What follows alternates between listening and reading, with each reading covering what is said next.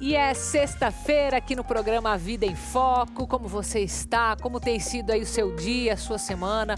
Último dia do mês para a gente fechar com chave de ouro esse mês de setembro, hein? Dia 30, falando ao vivo para todo o Brasil. Obrigado pela sua companhia de todos os dias, de todo esse mês. E olha só, esse dia de hoje, esse programa que é inédito para você, nós temos tudo meio que pensado para o seu fim de semana. Mas a gente vai começar te dando dicas daquele hobby que você tem aí no teu artesanato que de repente pode virar um negócio ou pode virar uma renda extra. Certamente você tem algo que você gosta de fazer e você pode sim se profissionalizar. E a gente vai dar dicas para você hoje com uma especialista, claro, a Verônica Esteves, que é empresária, consultora. Você vai ver que vai ser um bate-papo que vai clarear bastante as suas ideias, viu? Também vamos falar sobre uma técnica de relaxamento para você fazer no teu fim de semana, o escalda-pés, mas de uma forma assim bem detalhada, bem diferente, para você aproveitar todos os seus sentidos e de fato ter um momento para você. Também vamos te ajudar com uma receita típica também de fim de semana. Dessa vez é um hambúrguer gourmet para você fazer para sua família, hein? Então olha só, está começando o programa A Vida em Foco.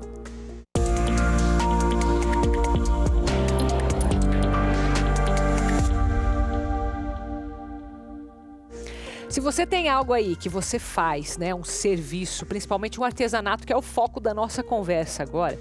Tem gente que faz por puro hobby, entendo, acho muito legal, acho bonito isso, a gente deve ter um hobby porque é o tempo que você tem para você.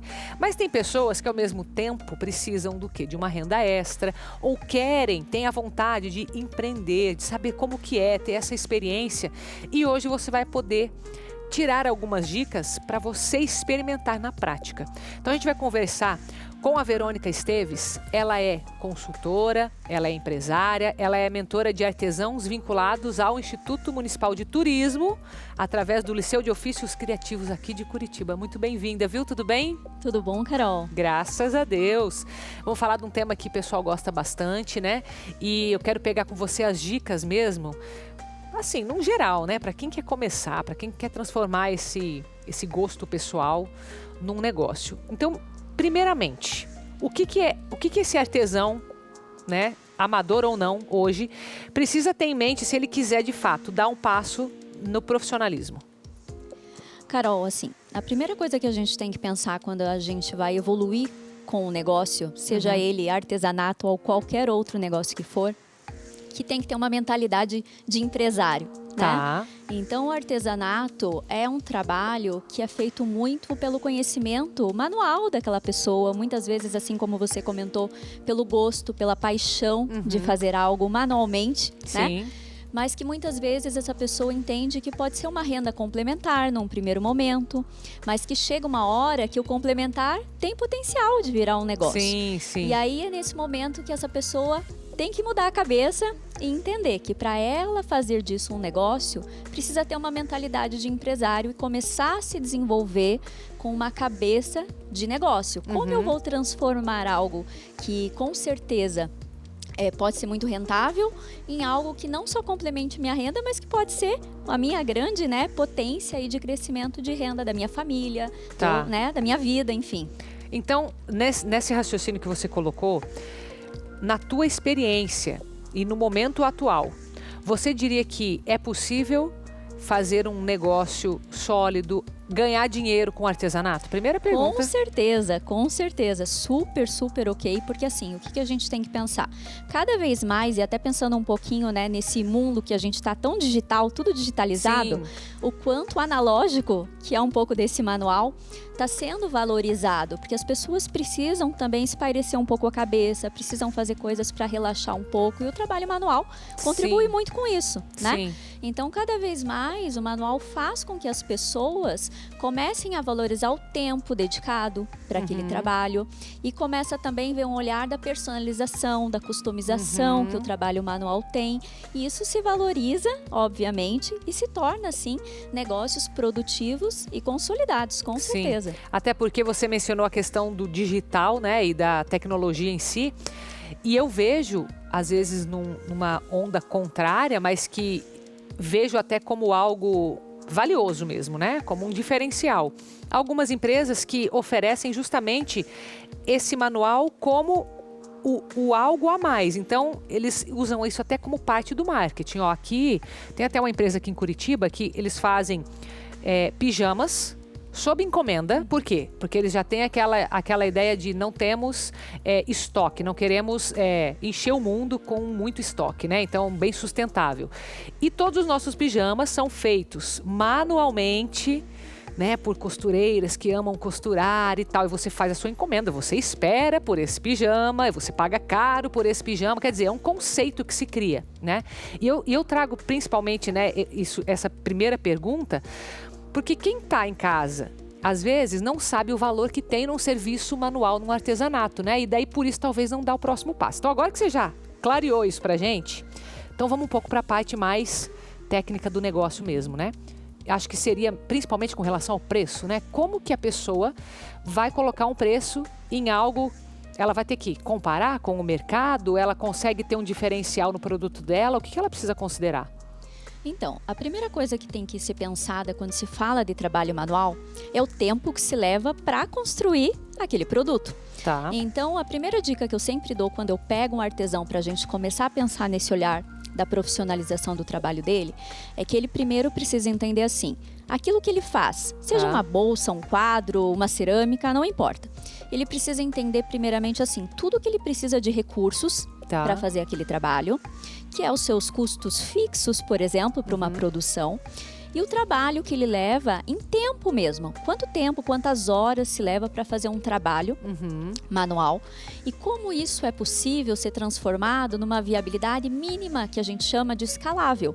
Porque também não adianta a pessoa querer fazer um produto que ele leva 5 dias para produzir e dentro do mês ele vai conseguir produzir 5 peças, 4 peças e que isso acaba não tornando o sustentável, né? O viável que a gente diz. Tá. Então tem que ter um equilíbrio entre entender exatamente o que é possível, uma mini produção versus o tempo que se leva para fazer aquele trabalho, para que essa customização que você fala seja um diferencial, mas aquela cereja do bolo e não exatamente um trabalho tão manual, principalmente para quem ainda não tem nome no mercado, né? Não estamos falando aqui de grandes artesãos que já tem nome, que muitas vezes o produto, a peça que é vendida é muito mais pelo artista do que especificamente ele pelo já produto. Se tornou conhecido daí nesse ponto, né? Exato. No caso desses pequenos artesãos, a gente tem que pensar assim, o que é possível de ser feito, que tenha o diferencial da personalização, do tempo, mas que não pode tomar dele tantos dias de trabalho, porque senão realmente acaba não conseguindo transformar isso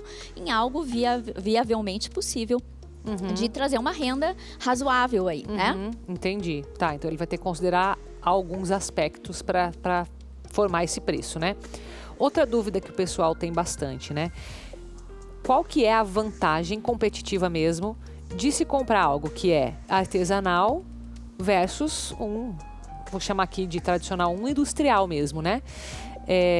Fora a questão do conceito, o que geralmente as pessoas analisam para escolher esse nicho mesmo específico do artesanato? Primeiramente tem uma questão muito desse olhar da personalização, de ser algo muito mais exclusivo do que não. Então, tudo aquilo que é muito industrializado, a gente sabe que você vai poder usar uma roupa que, de repente, você está num lugar e outra pessoa vai estar usando uma roupa parecida com a sua, certo. né? Então, quando tem mais exclusividade. De uma exclusividade é um diferencial muito grande. Ó, vai anotando aí, dica de marketing já para você aqui, né? Então, da exclusividade tem o passo também daquela questão do cuidado, do carinho, porque muitas vezes esse trabalho que acaba sendo artesanal, ele acaba vindo muito no seguinte sentido.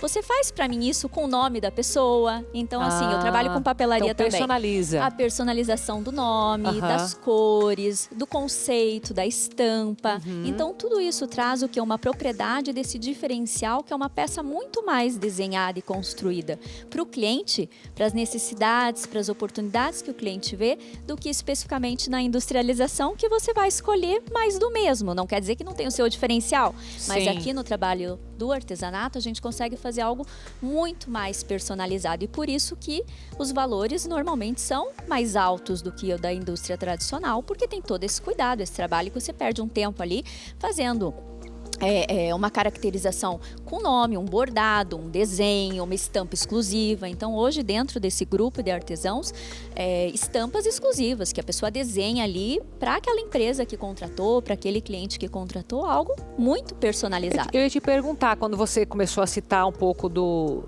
da variedade, né, dentro do artesanato, quando você fala nessa questão de criação de estampas, isso entraria, por exemplo, não competiria com um design, com alguém que talvez tenha mais títulos acadêmicos ou não? Como que você vê essa questão do título versus, né, o não título?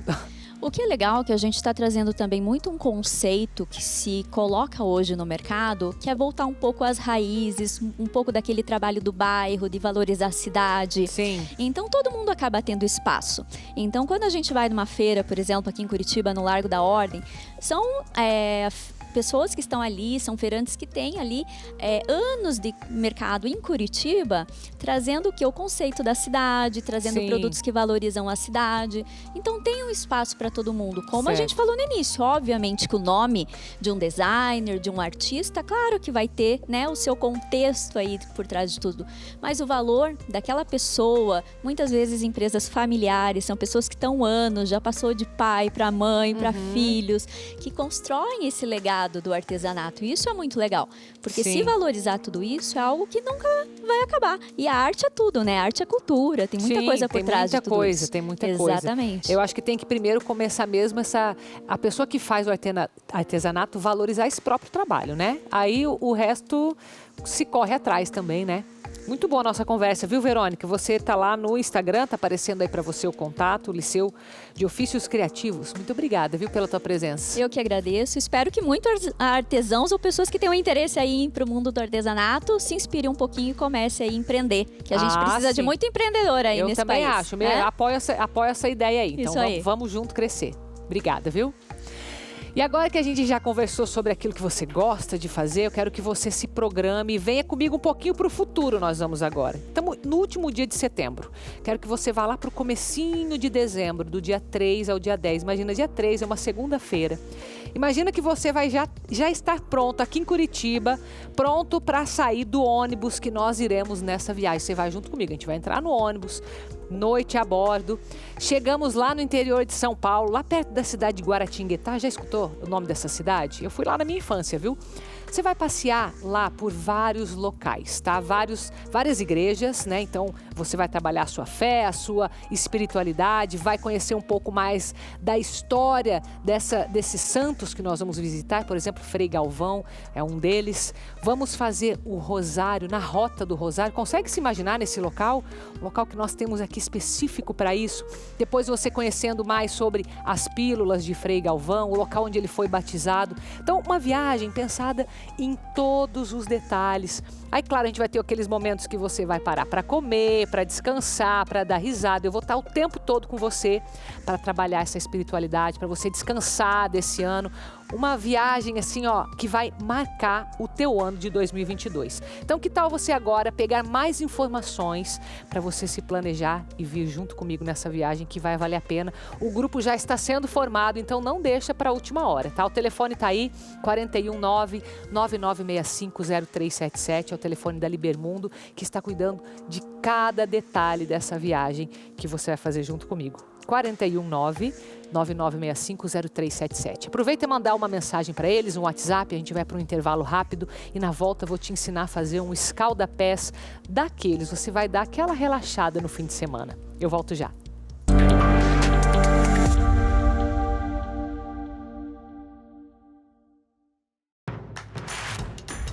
Não perca mais nenhum vídeo da TV Evangelizar. Inscreva-se agora.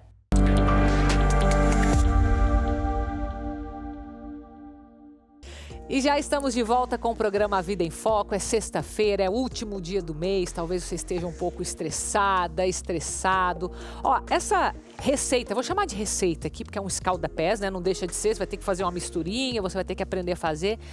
Eu recomendo o seguinte, ó. Aqui é como o negócio vai acontecer que vai fazer a diferença.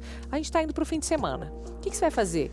Arruma um momento para você fazer isso para você. Primeiro é o teu momento. Aí se você quiser, sei lá, fazer pro teu marido ou o marido fazer pra esposa, também tá tudo bem, vai ser ótimo, gente. Mas o importante é você criar aquele seu momento mesmo, aquele clima de, não, agora sou eu, agora eu vou relaxar, esse momento é comigo. Isso é importante pra gente, viu? E você vai ver que é simples de você fazer e vai valer a pena. Então vamos lá. A gente está em Curitiba para conversar com a Liz de Miranda e ela vai dar truques e segredinhos para deixar a sua vida melhor, mais relaxada, mais cheirosa e trazer ares bons para sua casa e para sua família. Não é isso, Liz? Tudo bem verdade, contigo? Tudo bem com você. Tudo, graças a Deus. Tá bom.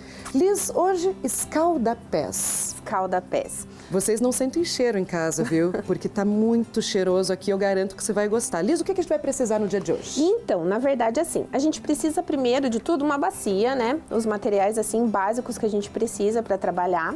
A gente vai precisar de potinhos de medida. Não precisa necessariamente ser um Becker graduado, pode ser aquele da cozinha. Lembrando sempre que a gente retira o produto da cozinha, né, que a gente vai utilizar, no caso, uma jarrinha de medida, né? Enfim, não retorna mais para a cozinha, porque pega cheiro. Tá? E vai ficar. E vai ficar. Você garante. Porque é cheiroso, tá? Não passa de um produto para outro, mas ele permanece no plástico. Importante, então, usar só para isso a partir de agora. Só porque depois que fizer uma vez, vai fazer várias. Isso é garantido. Ah, com certeza, tá? Colher, que eu uso bastante para mexer aqui, ou espátula, aquelas espátulas de silicone também servem, tá? Mas eu uso bastante colher, porque daí a gente usa colheres como medida dos outros produtos também, tá? Vou precisar também aí material fixo, né? Que é o que a gente vai utilizar ali para fazer o produto, né? A base de tudo, A base de tudo. Sal grosso, tá? Então posso ir colocando aqui já? Por favor, fique à vontade, Liz. Então, ó. A quantidade de sal vai do quanto que você quer fazer? Isso, aqui eu vou trabalhar com 1 quilo, tá? Então, Bom ó, que já rende vários sachezinhos no caso de dar um presente, por exemplo. Isso, Aí eu vou trabalhar também com um produto chamado Laurinho em Pó. O Laurinho em Pó, ele é um saponáceo. Ele é um produto assim que, um pozinho bem fininho, mais fininho do que o sal. Ele até tá aqui num potinho bem escondidinho, Casas de produtos químicos vocês conseguem encontrar com facilidade. Ele tem qual função? A função dele é provocar sabão, é fazer sabão, fazer aquela espuminha que todo mundo deseja para o seu banho, enfim, para o seu escalda-pés ali, né? É utilizado muito também em sabões líquidos, sabonetes líquidos, shampoos. Tem muito esse produto aqui na composição, tá? Vai só um pouquinho ou qual a quantidade mais ou menos, Na verdade, aqui Liz? vão 20 gramas do Laurinho em Pó. Tem que cuidar com o nariz, gente, porque ele é bem fininho e ele volatiza, ele vai manter uma certa distância do nosso nariz. Agora que a gente já está acostumado a usar máscara, né, Liz? Isso, o já ideal, é bem-vindo. O ideal é a gente utilizar realmente a máscara, tá? Porque ele entra no nariz, na hora que ele entra, ele dá aquela espirradeira que só, tá? Você colocou 2 colheres bem cheias. 2 colheres bem cheias, tá? Liz, qual que é o ideal para fazer essa mistura? Então, o ideal é que a gente faça um buraquinho, igual quando a gente vai fazer o bolo, né, da vovó lá. Isso. A gente abre aquele buraquinho no meio aqui para colocar os produtos todos aqui dentro, tá? Fazer aquele côncavo ali para colocar os produtinhos. Diminui a sujeira, isso é sempre bem-vindo. Diminui a sujeira e também fica mais fácil de agregar, de misturar, de homogeneizar todos os produtos daí, tá? Então, daí na sequência, vou precisar de um produtinho também chamado ureia técnica. A ureia, ela é um fertilizante utilizado para jardins. Tá, Liz, mas para que entra aqui, né? O que combina? Então, gente, ele é um umectante. Para a pele, ele serve para amaciar. Ele vai fazer aquela função que o sal grosso tirou. Isso. Então, a ureia, por ser bolinhas, ela não vai ficar dispersa em todo o meu produto. Então, eu tenho que fazer a diluição dela. Também, ó, gente, são 2 colheres bem servidas, no caso são 20 gramas também. Agora é a hora de usar aquele potinho que você já separou para sua cozinha, para o seu artesanato. Isso. Aí vou colocar aqui um pouquinho de água, tá? Água mineral, gente, tá? Vamos ver a quantidade de água que acho que esse é um segredinho, aqui, né? São 20 ml. O quanto for necessário para diluição, ó. Vou colocar aqui mais, vou colocar uns 30 ml. Perfeito. Só e pra também, fazer com a o passar do diluição. tempo, o olho vai já dando essa ajuda, né? E Você vai vai. se acostumando, vai entendendo, puxa, precisa de mais. Sim. Tem que ir sentindo ali, o Aham. feeling é bem-vindo. Isso. A ureia, ela é um pouquinho difícil de diluição. Às vezes, uma dica que eu sempre dou para as minhas alunas, né, para quem vem fazer cursos comigo e aprende, é esquentar um pouquinho essa água, tá? Amornar, aquele morninho que a Não mão... precisa deixar ferver, Não. né? Até porque você está usando plástico, por exemplo. Isso, tá? A ureia a gente encontra onde, Liz? A ureia, em casas de produtos químicos, normalmente a gente encontra. E se não achar nas casas de produtos químicos, que é difícil não ter, a gente pode achar em floriculturas. Olha. Tá? Porque como ela é um fertilizante, então pode achar nesses Lá é locais garantido. também. Certeza. Mexe Tá? bem até ficar em que ponto, Isso. mais ou menos, Ela Liz? ela vai dar uma pré-diluída, mas ela ainda fica alguns pedacinhos de Certo. bolinha, tá? Mas enquanto eu vou colocando os outros produtos, eu vou deixar ela aqui descansando um pouquinho, tá? Então, Daí, vamos na lá. sequência também, tem um outro produtinho que é chamado mentol, que é ele que vai proporcionar aquela sensação de relaxamento para as pernas e para os pés. Nesse caso, você vai usar água ou outro produto? Eu uso outro produto. No caso, eu uso o álcool de cereais, porque ele não dilui com a água, tá? A água não dá então, conta a sozinha. água não dá conta da diluição do mentol, tá? Então, também, a mesma coisa. 20 mlzinhos é o suficiente pra gente diluir essa menta. Reparo que você colocou um pouquinho menos. Até porque ele Isso. deve ter um poder mais ativo, né? Ele Também, é um produto um pouco aham. mais forte. Ó, vou diluir. Álcool de cereais, vou perguntar novamente. Encontramos também na casa de produtos Sim, químicos. aham. Esse é um álcool, ele é um álcool mais concentrado do que a gente está acostumado a ver, que é aquele 70%, né? Então, o 70% a gente consegue achar em mercados, é mais fácil, né? E a graduação dele é 96%. Então, não acha em qualquer lugar. Tem que ser em casa que revenda produtos químicos mesmo. Deixamos diluindo. Isso. Tenho aqui também, ó, o meu óleo de semente de uva, que é a Esse parte... que você trouxe que vai trazer hidratação, né? Isso, de hidratação, nossa. Também, ó, tudo 20 ml, tá, gente? Decora esse número, 20. Isso, é 20. Para 1 quilo sempre é 20. Então, 20 ml. Esse não dilui, esse vai direto? Não, esse ele vem direto aqui, ó. Usou o potinho pela medida mesmo. Isso. Vou utilizar a essência, que é o que vai ser responsável pelo nosso aroma, pelo cheiro. Aí, gosto do cliente. A gosto, de preferência. Hoje você escolheu qual essência, Eu coloquei Liz? alecrim, Ai, que tá? delícia. Porque até mesmo eu vou trabalhar com a erva alecrim. Você jogou tudo no meio, conforme a gente conversou Uhum. no começo. Fez um vulcãozinho. Isso. Aí agora vai entrar a nossa menta cristalizada ali, diluidinha com álcool de cereais. Viram que foi poucos minutos que deixou. E já Sim. tá certo. Ó, ele não tá completamente derretido, mas a gente já pode utilizar ele Vamos sim. mostrar aqui, tá? Liz, mais ou menos como ficou esse ponto. Como a Liz bem pontuou, ainda tem um grãozinho ou outro, mas você já percebe que ficou um líquido mais homogêneo. Ele já tem até outra tonalidade, sim, né? Sim, aham. Só colocar aqui? Pode cor. Com licença. Toda. Vamos colocar a mão na massa, Isso. literalmente. Sobrar um pouquinho dentro, não tem problema. A gente vem aqui com a nossa espátulazinha, vamos raspar lá. Retira o corpo de fundo.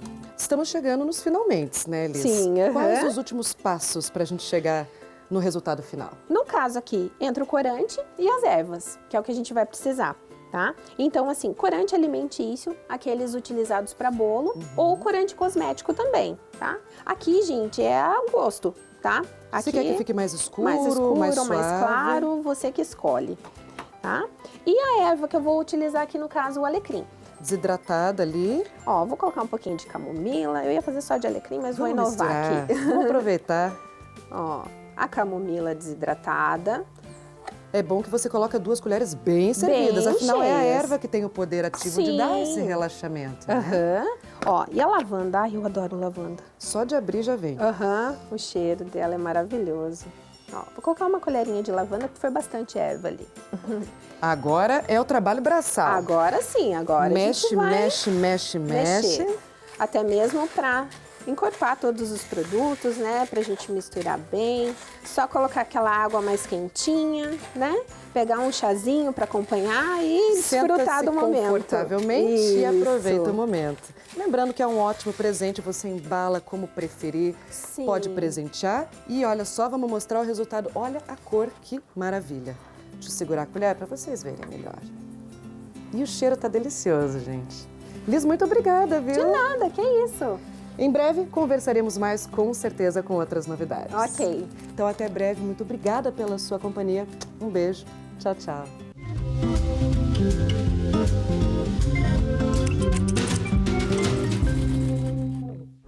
E também serve de inspiração, já que a gente falou hoje de dicas de empreendedorismo de artesanato, né? Se você não quiser relaxar não, se quiser só empreender, tá aí também para você. Depois você pega lá os detalhes no nosso canal do YouTube, tá? Porque agora eu quero apresentar para você uma iniciativa de estudantes da região de Maringá, da UEM, que colocaram ecopontos, ou seja, pontos para você fazer um descarte correto, dessa vez de escovas de dentes. Acompanhe. Quando você precisa descartar a sua escova de dente, você joga ela em que lixo? Sabia que o correto é que elas sejam descartadas junto com o lixo reciclável? Afinal, elas também são de plástico. Mas será que a população tem essa consciência? Nós viemos às ruas para saber. Na nossa casa, nós jogamos no lixo do banheiro. Eu jogo no lixo. No lixo ali do banheiro? É, no banheiro. No lixo do banheiro. Você sabia que dá para colocar ela ali no lixo da reciclagem? É plástico. É plástico, né? Em abril deste ano, Maringá ganhou o primeiro ecoponto do Brasil para a coleta de escovas de dentes. A iniciativa é de acadêmicos do curso de odontologia da Universidade Estadual. Eles fazem parte de uma empresa júnior que tem a sustentabilidade como foco principal. Como não se vê muito na odontologia, os dois eixos, né, a sustentabilidade e a gestão financeira, com a Insight a gente quis trazer esses dois eixos bem fortes. No Brasil, a quantidade de plástico reciclado até hoje é de apenas 1,3%. E segundo dados da Associação Brasileira de Empresas de Limpeza Pública e Resíduos Especiais, o país deixa de lucrar 14 bilhões de reais com a reciclagem. Sabendo dessa realidade, a ideia dos estudantes da UEM é conscientizar a comunidade acadêmica, mas não só eles. A empresa Júnior pretende espalhar os ecopontos por toda a cidade, para incentivar a população a fazer o descarte correto também das escovas de dentes. A gente está em contato com a prefeitura, né? Estamos sempre em algumas reuniões e conversando com eles, a gente decidiu que a gente poderia expandir então para as UBSs, para as escolas, também para alguns lugares da própria prefeitura, Secretaria de Limpeza Urbana, Secretaria de Saúde e outros locais, outros lugares que as pessoas tenham fácil acesso para então descartar as escovas. E aí, uma vez que vocês conseguem um grande volume de escovas arrecadadas, coletadas, né? Qual o próximo passo? Nosso próximo passo, então, vai ser a reciclagem dessas escovas e, conforme o plano der continuidade, transformá-las, então, em madeira sustentável. E agora a gente vai fazer mais uma pausa, porque o que vem em seguida, se prepare, viu? A receita que está por vir é de um hambúrguer gourmet que você mesma vai fazer, ou você mesmo vai fazer. Eu volto já.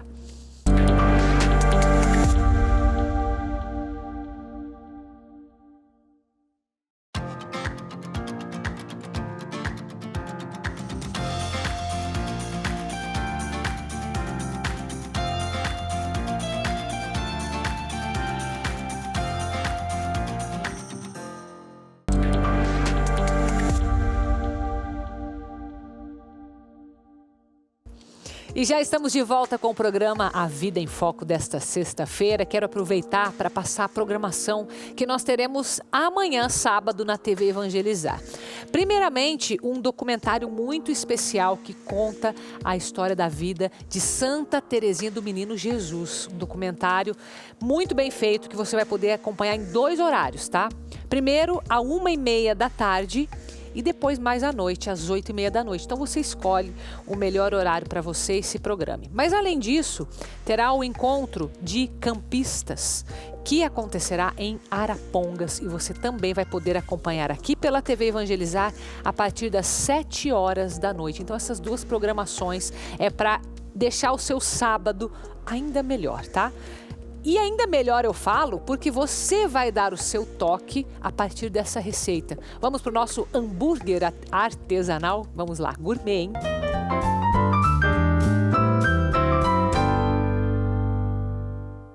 Olá, meus irmãos, a paz do nosso Senhor Jesus Cristo. Hoje faremos um prato maravilhoso. Todo mundo fala que é besteira, mas eu particularmente acho muito bom, muito gostoso, que é um hambúrguer gourmet. Será um hambúrguer gourmet de cogumelo Paris. Então, como vocês podem ver, estou um pouco gordinho, demorou bastante tempo para a gente desenvolver esse hambúrguer, mais ou menos uns 2, 3 meses, e aí os quilos também foram aumentando. Tá, mas vamos lá aos ingredientes. Utilizaremos páprica, pimenta jamaicana, pimenta do reino, queijo bem picadinho, alface americana.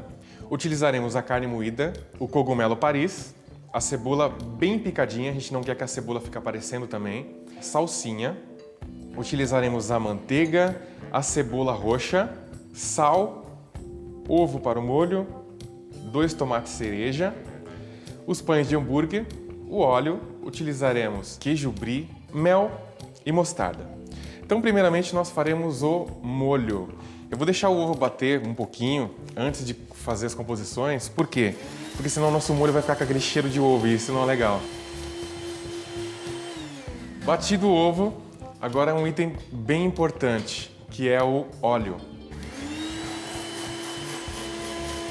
Então a gente vai deixar bater e colocar o óleo gradualmente, tá? Vamos colocar agora a mostarda e o mel.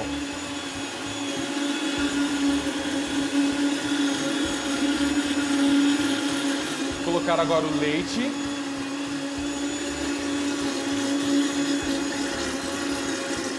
A pimenta do reino. Terminado de bater o molho, nós colocaremos na geladeira. Para quê? Para ficar mais condensado ainda. Terminamos o molho, agora vamos fazer o hambúrguer. Primeiro passo, vamos refogar a cebola para misturá-lo. A margarina é só para refogar a cebola, tá? A cebola que será colocada para o hambúrguer. Deixar bem dourado, tá?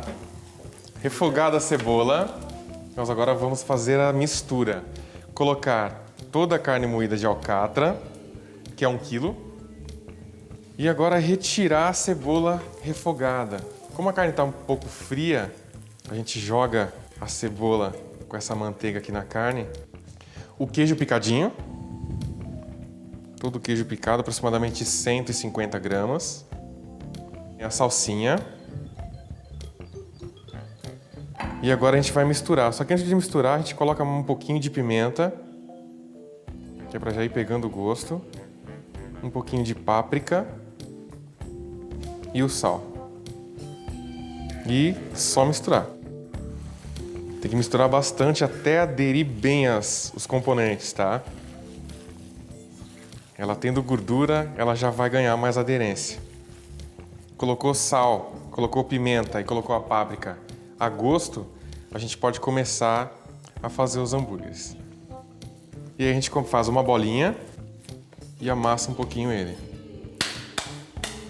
Tem que amassar bastante e deixar ele reto. Depois de amassar, a gente começa a fazer um retoque nele, que é para deixar ele mais redondinho. Então esse será o formato deles. Vamos fazer o segundo. Mesma coisa, aproximadamente a palma da mão. Pegou um formato, uma circunferência, ok. Feito mais um. Colocamos um pouquinho de azeite para fritar o cogumelo. Ele só vai ganhar cor quando a gente colocar o vinho, tá? Terminando de fritar o cogumelo, colocamos uma pitada de sal. Pode ver que ele está bem fritinho. E agora vamos reduzir um pouquinho com o vinho. Tá fritinho, tá com aspecto mole. E agora deixa ele terminar de cozinhar sozinho aqui no recipiente. Cebola roxa que vai no hambúrguer, pode colocar umas 4 em cada hambúrguer. E o fritar é só para tirar a acidez. Não pode deixar ela mole, tá? E é isso. Cebola feita. Agora vamos para os hambúrgueres.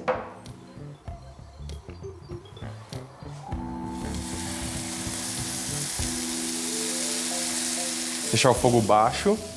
O ponto da carne é a mesma coisa. O que nós vamos fazer? Vamos testar a textura da carne. Se estiver bem mole aqui na palma da mão, é sinal que está mal passado. Como está agora, bem molinho. Um pouquinho mais para cima, ao ponto. E um pouco mais para cima é bem passado. Certo? Terminando de fritar os hambúrgueres. Está bem seladinho os dois lados.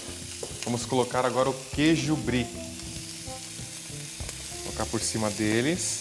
Vamos colocar uma tampa para que o vapor derreta o queijo. O mesmo a gente acha um espacinho aqui, ó. Pra gente colocar nosso pão aqui.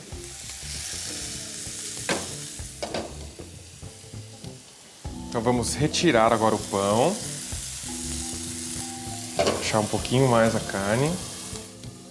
Esse é o molho que a gente bateu. Colocar a alface americana. Retirar os hambúrgueres. O queijo brie não fica inteiramente derretido. E agora a gente vai para o ponto final, que é decorá-lo. Vamos colocar umas 4 cebolas roxas. E o toque final agora, colocar o cogumelo Paris. Vamos cortar os tomates cereja. E fazer a decoração dele agora. Assim nós fazemos esta apresentação. Este é um hambúrguer então de cogumelo Paris. Espero que vocês tenham gostado e Deus os abençoe. Difícil vai ser tirar essa imagem agora da cabeça. Pense, como que você não vai fazer essa receita na tua casa, né? Meu Deus do céu, que hambúrguer é esse? Fui só aqui, ó, degustando na minha mente. Então ficou aí pra você a receita, pra você rever depois, aquele molho, tudo tá lá no YouTube pra você, tá? Porque agora a gente vai compartilhar como que é feita aquelas pipocas canhão. Sabe o que é pipoca canhão? Eu não sabia desse termo, não. Mas é aquela pipoca que geralmente vem num pacotinho cor-de-rosa, que ela é mais doce. Sabe qual que eu tô falando? Você vai aprender como que é feita aquela pipoca. Acompanhe. Não parece, mas o que eles estão fazendo é pipoca. Sabe aquela pipoca crocante e doce? Pois é, talvez você nem imaginasse, mas é assim que começa o processo de produção. E agora você vai saber as etapas até que a pipoca esteja pronta na embalagem. É na área de expansão que a mágica acontece. Na verdade, é física pura mesmo. Cada canhão desse chega a uma temperatura de até 200 graus, às vezes um pouco mais. E aí, depois de 15 minutos sob pressão, acontece uma verdadeira explosão de sabor. Nesta fábrica, localizada em Marialva, região noroeste do Paraná, são produzidos 1.250 quilos de pipoca por dia. Mas nem sempre foi assim.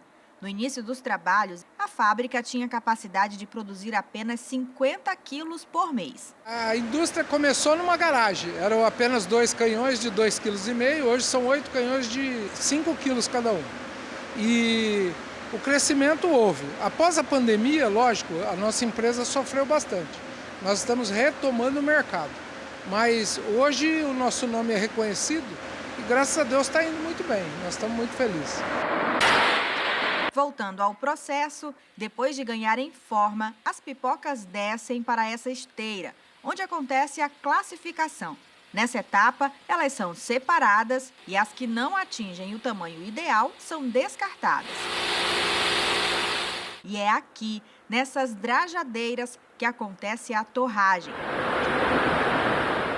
São cerca de 20 minutos. É nessa fase que as pipocas ganham sabor e, no caso dessa fábrica, elas também ganham cor. Em seguida, a quarta e última etapa do processo. Aqui, elas sobem por essa esteira para uma pesagem automática, caindo direto para as embalagens e estão prontas para o mercado. Nossa matéria-prima, a gente usa o milho não transgênico, é a única pipoca do Brasil que usa milho não transgênico. E essa matéria-prima ela vem de uma qualidade muito superior. Hoje a gente está buscando a fabricação verde, que é toda transformando a nossa energia do combustível fóssil para a energia solar, e ainda buscando cada vez mais qualidade. A fábrica, que 18 anos atrás tinha capacidade de produzir apenas 200 fardos com 20 pacotes de 150 gramas cada, hoje conta com uma estrutura de máquinas e equipamentos modernos que auxiliam os colaboradores na produção e que permite um desempenho muito superior comparado ao período inicial. A pipoca que eles produzem aqui é distribuída em todo o estado do Paraná. A ideia é atender cada vez melhor o cliente, principalmente na área regional, mas Santa Catarina e São Paulo são alvos da nossa empresa. O objetivo maior é gerar emprego e renda para os nossos colaboradores. Esse é o maior objetivo mesmo da indústria. É muito gostoso, principalmente quando a gente vai no supermercado e vê no carrinho do consumidor um pacotinho. A gente se sente realizado.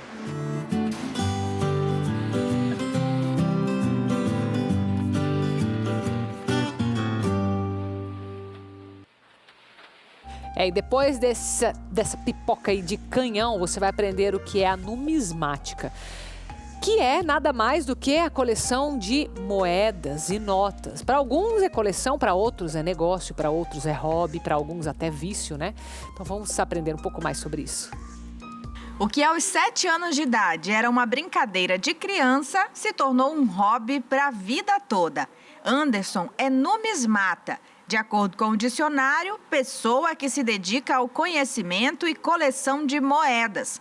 Hoje, ele possui uma coleção de moedas, medalhas e cédulas de quase todos os países do mundo. Um hobby delicioso que ajuda a gente a entender, a compreender a história, né, sobre o ponto de vista daquele personagem, daquela figura que está ali retratada, estampada ou cunhada numa moeda. Já o Paulo começou na adolescência, com a ajuda da família e dos amigos. A numismática entrou na minha vida pela minha própria família, né? A gente acaba recebendo de herança as moedinhas que tem dos avós, dos bisavós, né? E a partir dali, que a gente foi começando a juntar as moedas, a gente acaba, os vizinhos ficam sabendo, os amigos mais próximos, primos, então a gente acaba começando a fazer um acervo das moedas particulares. É um acervo encantador, com peças históricas, como esta moeda do imperador Valentiniano II, datada de 388 d.C. Peças de cunho religioso, como esta medalha em homenagem ao Papa Paulo VI, que traz no verso a representação de Pentecostes. Entre as cédulas, além das nacionais de cruzado, cruzeiro e real, a coleção contempla espécies como o primeiro iene, dinheiro japonês, e de tantos outros países. Ao contrário do que muita gente possa pensar, o numismata é muito mais do que um colecionador de moedas. Ele é, na verdade, um estudioso da geografia, da economia, da história e outros aspectos relacionados a cada item de uma coleção. Hoje, ele compartilha o que sabe com alunos de várias partes do mundo. Por meio de um grupo no Facebook e de um canal no YouTube, ele dá aulas de numismática para novatos e veteranos. Estimular a numismática, indiferente da idade, faz bem tanto para a garotada de 7, 8 anos, quanto para alguém de 80. É também por meio das redes sociais que o Paulo ajuda outras pessoas a ingressarem neste mundo do colecionismo. Nos últimos anos, ele transformou o hobby em fonte de renda. Numismata desde os 14 anos, agora ele presta consultoria a quem busca vender e comprar peças. A empatia que tem, né, no ramo da numismática é muito grande. Então você está podendo ajudar um colecionador novato a estar adquirindo as primeiras peças é muito gratificante para a gente. Eu digo assim que no Brasil a família numismática é muito grande, tem parceiros no Brasil inteiro. Eu vivo de numismática há muito tempo, não vivo financeiramente, eu vivo a numismática constantemente. Toda moeda tem o seu valor, seja sentimental ou seja um valor baixinho, mas existe um valor e é por aí que a gente começa. E você aproveite o seu fim de semana. Esse foi o programa Vida em Foco de hoje, nessa sexta-feira. Continue com a gente, programação especial, você viu, no fim de semana.